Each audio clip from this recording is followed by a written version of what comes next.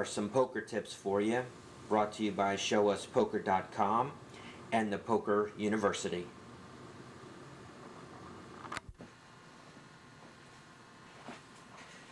Alright, let's go over some poker, some tips for you for online sit and go, low priced tournament, one table tournament. First thing is, you get two pair on the flop and try going all in.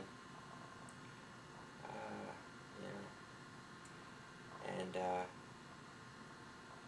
if you have a good hand and the flop comes out and it looks like there's a flush draw with two diamonds, then if you're sitting with a good hand, you need to end it right then, go all in right then. Don't let anybody draw out on you and hit the flush. So you figure if you got two diamonds sitting there and they may have two diamonds, but make them draw for all in. And if you're in a low price step tournament sit and go one table that's less than $1, then the players in those tournaments, they tend to be pretty mellow. And so what you want to do in that type of a tournament is just raise one time, just to show them that you will raise, make them think you're going to raise every time you have a good hand. But after you raise that one time, then don't raise anymore, just limp in. If you got pocket aces, just limp before the flop. If somebody bets, then you can call them before the flop. Don't ever re-raise before the flop though. So you're only going to raise once, and then you're going to limp the rest of the tournament in an inexpensive sit and go. If you flop an ace-high flush, then you want to just check it down till you get to the river. And once you get to the river, bet whatever you feel like betting or go all in. It's really about pressure, so I like the all-in move myself. If you flop three of a kind, then check it to the river. If somebody bets before the river, then just follow them, let them hang themselves. So just wait till the river. It can be tough to do that. And even if they never bet, and even if they check on the river, and you know, on the river you're definitely going to be betting, but if they end up folding, then show the cards and let them know that you had the hand, and you want to show the best cards. Don't show any bluffs, don't show bad hands, but do show when you have the good hands, and that way people think that you have a good hand every time.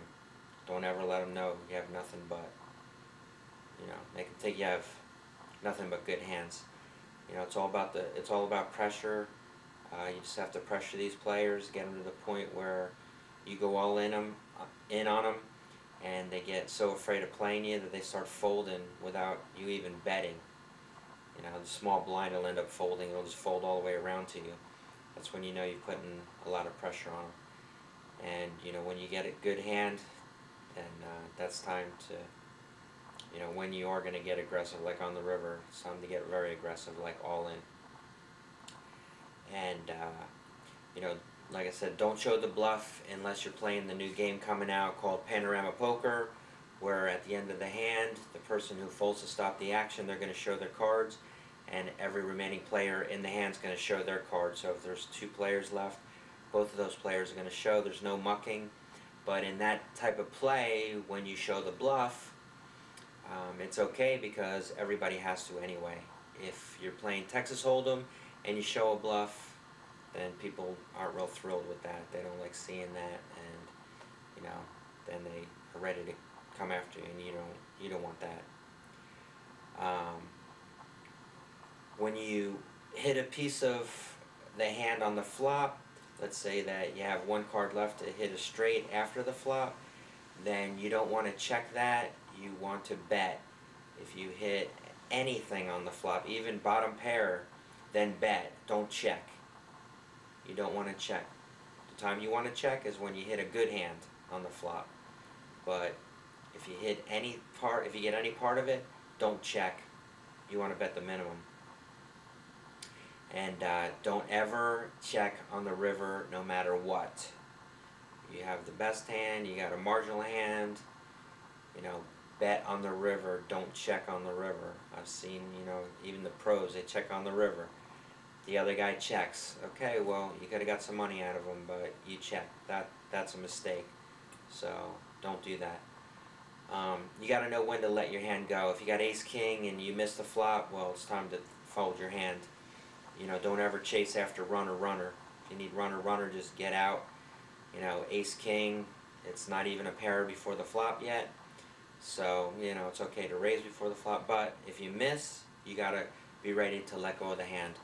I just played in a tournament online and I hit a flush on the river. I had a 3 of spades. I had 1 spade. The other guy, you know, bet pretty high and I folded it.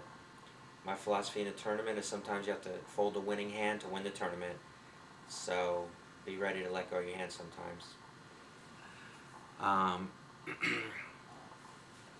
When you're in a tournament and you're in the small blind, even if the blinds get kind of high, you want to try to call the small blind. Don't ever fold the small blind unless you have a bad hand and they raise. If they raise, then go ahead and fold it.